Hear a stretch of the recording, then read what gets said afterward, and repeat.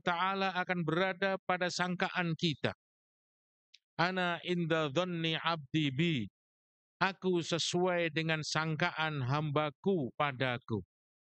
In kana khairan fa khairun. Apabila seorang hamba bersangka baik kepada Allah, maka dia akan mendapatkan kebaikan-kebaikan dari Allah.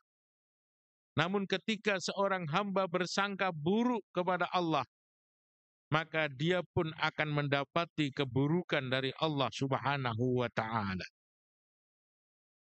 Baginda Rasulullah sallallahu alaihi wasallam kagum dengan sifat seorang hamba yang selalu bersangka baik kepada Allah. Nabi sallallahu alaihi wasallam bersabda, "Ajaba li amril mu'min, kana amrahu kullahu khair." Aku kagum dengan sifat orang beriman. Karena segala sesuatu yang dia putuskan menjadi pahala baginya. In asabahu sarra fasyakara fakana khairan lah. Ketika dia mendapatkan kebaikan-kebaikan dari Allah, dia bersyukur, maka itu pahala untuknya. Wa in asabahu dharra fasabara fakana khairan lahu. Dan ketika dia mendapati ujian dari Allah, dia pun bersabar, maka itu juga menjadi pahala untuknya. Berapa banyak seseorang yang amalnya biasa-biasa saja, tidak terlalu hebat, namun dia mendapatkan kebaikan-kebaikan dari Allah. Apa sebabnya? Karena dia selalu bersangka baik kepada Allah Subhanahu wa ta'ala. Ma'asyiral Jum'ah rahimakumullah. Sifat syukur kita atas kemerdekaan yang Allah Subhanahu wa ta'ala anugerahkan kepada kita, itu juga merupakan salah satu wujud sangka baik kita kepada Allah Subhanahu wa ta'ala. Ketika seorang hamba mensyukuri nikmat besar yang sudah Allah berikan kepada kita, kepada negeri ini, maka nikmat kebaikan itu akan ditambah oleh Allah Subhanahu wa ta'ala berupa kebaikan-kebaikan yang lain. La in syakartum la azidannakum. Ketika kamu pandai bersyukur atas kebaikan yang datang padamu, maka kebaikan itu akan aku tambahkan. Wala in kafartum inna adzabi lasyadid. Tapi ketika kamu kufur, tidak mampu mensyukuri nikmat, sadarlah wahai manusia bahwa azabku sangat pedih. Umar bin Abdul Aziz rahimahullah, dia mengatakan dalam kaulnya, qayyidu an-ni'am. Ikatlah nikmat-nikmat yang ada pada dirimu.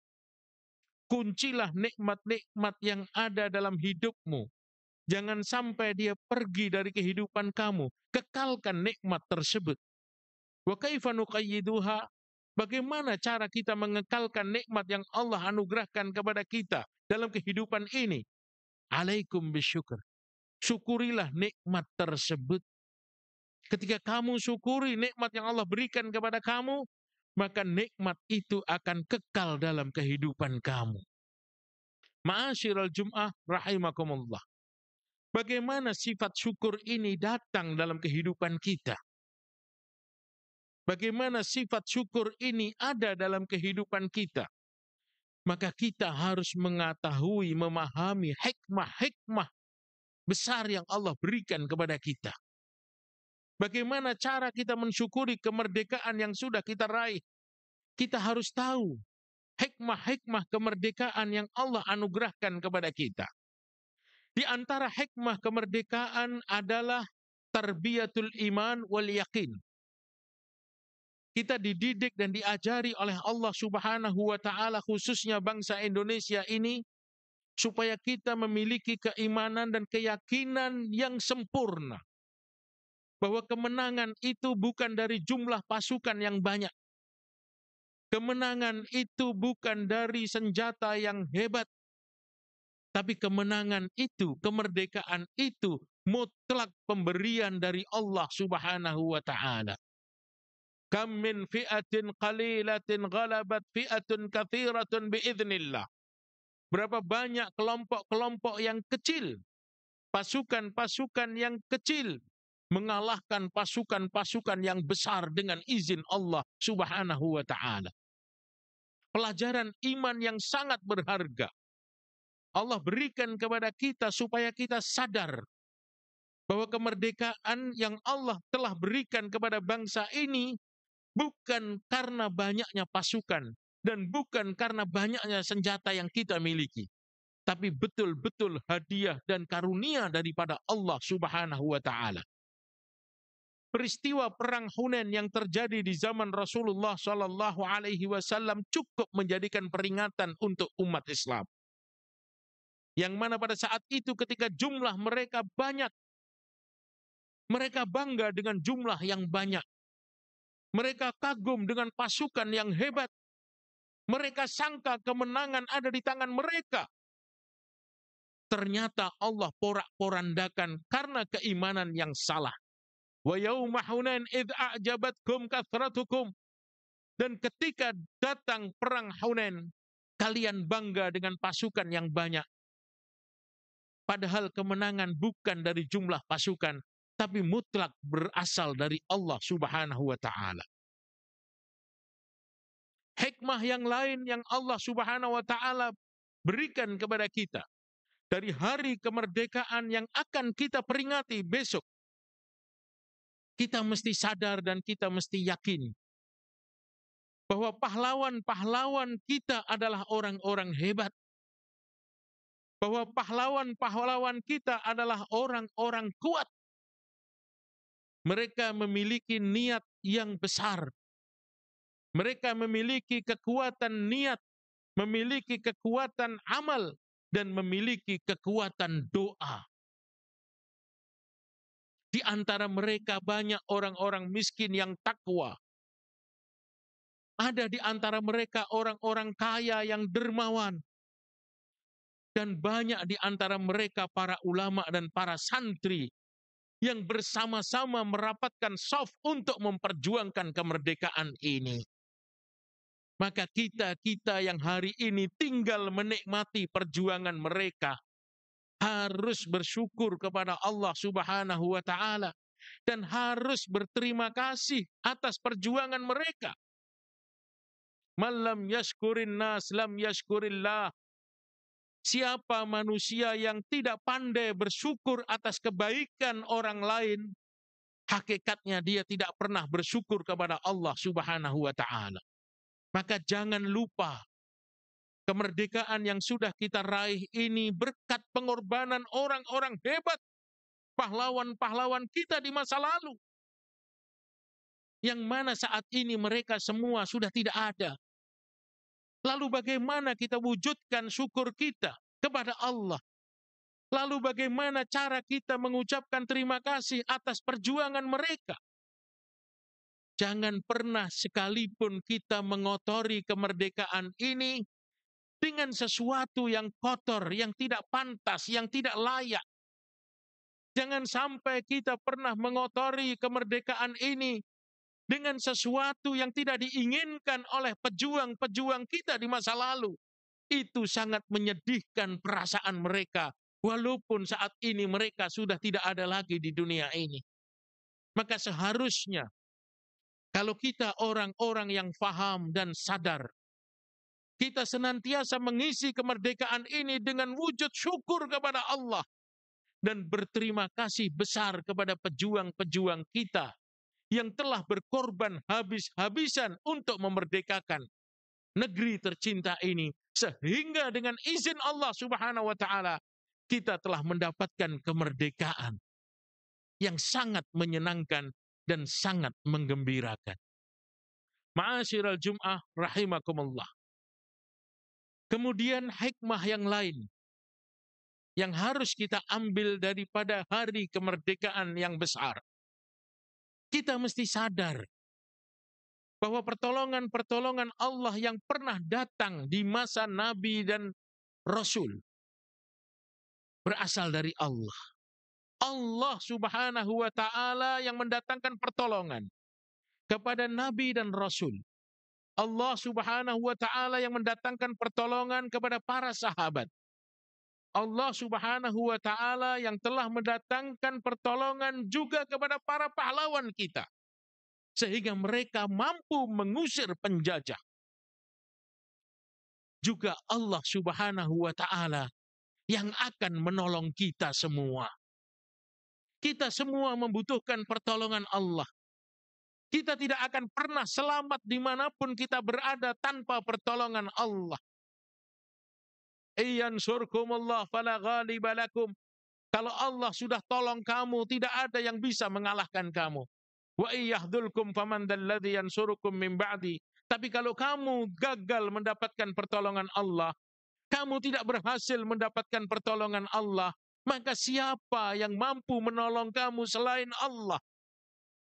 Pertolongan Allah adalah hajat kita. Kita sangat, sangat, dan sangat membutuhkan pertolongan Allah. Baik di dunia sampai di akhirat nanti. Kita butuh pertolongan Allah saat menghadapi kehidupan ini. Kita butuh pertolongan Allah saat sakaratil maut menjemput kita. Kita butuh pertolongan Allah saat kita dimasukkan ke liang lahat. Kita butuh pertolongan Allah saat kita bangkit dari kubur menuju ke padang mahsyar. Kita butuh pertolongan Allah saat kita berdiri di hisab atas setiap amal kita. Kita butuh pertolongan Allah saat amal kita ditimbang antara kebaikan dan keburukan. Kita butuh pertolongan Allah saat kita meniti jembatan sirat. Dan kita perlu rahmat Allah, pertolongan Allah untuk masuk ke dalam surganya Allah. Pertolongan Allah pasti akan datang ketika kita menjadi orang yang menunaikan syarat-syarat apa yang Allah tetapkan.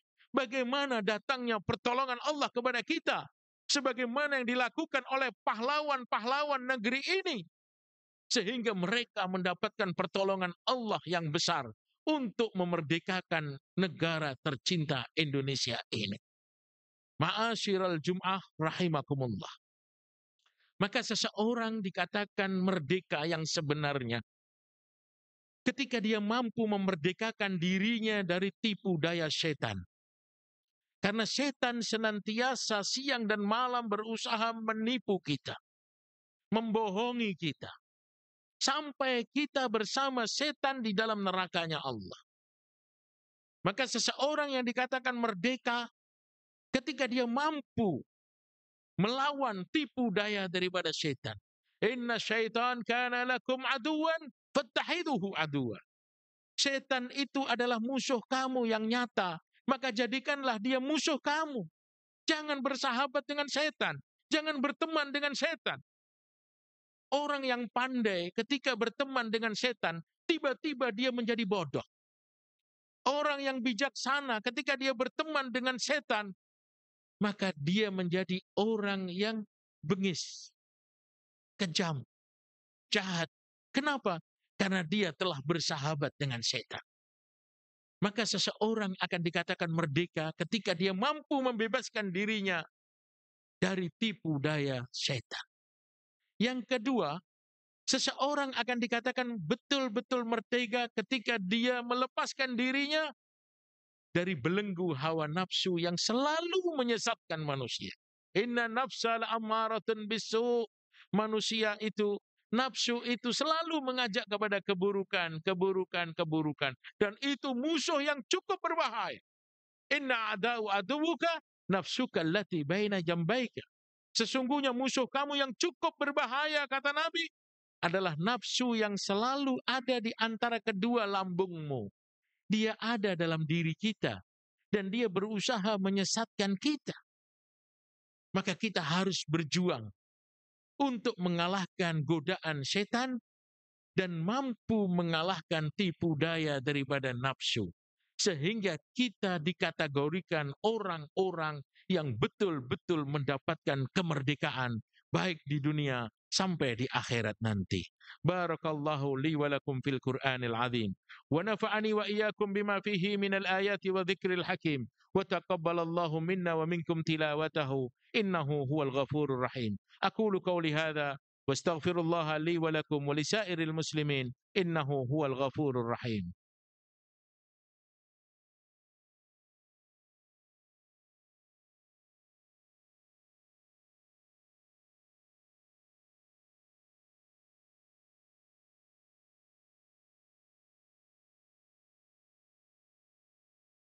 إن الحمد لله نحمده ونستعينه ونستغفره ونعوذ بالله من شرور أنفسنا ومن سيئات أعمالنا من يهده الله فلا مضل له ومن يضلله فلا هادي له أشهد أن لا إله إلا الله وحده لا شريك له ونشهد أن محمدا عبده ورسوله اللهم صل وسلم وبارك على سيدنا محمد وعلى آله وصحبه وبارك وسلم تسليما كثيرا كثيرا.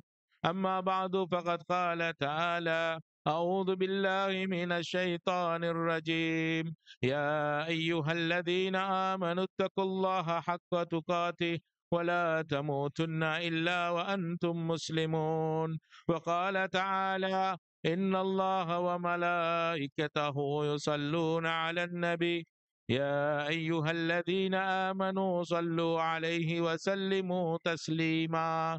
اللهم صل وسلم وبارك على سيدنا محمد وعلى أهل بيته وأزواجه وذرياته وأصحابه ومن تبعهم بإحسان إلى يوم الدين برحمتك يا أرحم الراحمين. اللهم اغفر للمسلمين والمسلمات والمؤمنين والمؤمنات الأحياء منهم والأموات إنك سميع قريب مجيب الدعوات ويا قاضي الحاجات.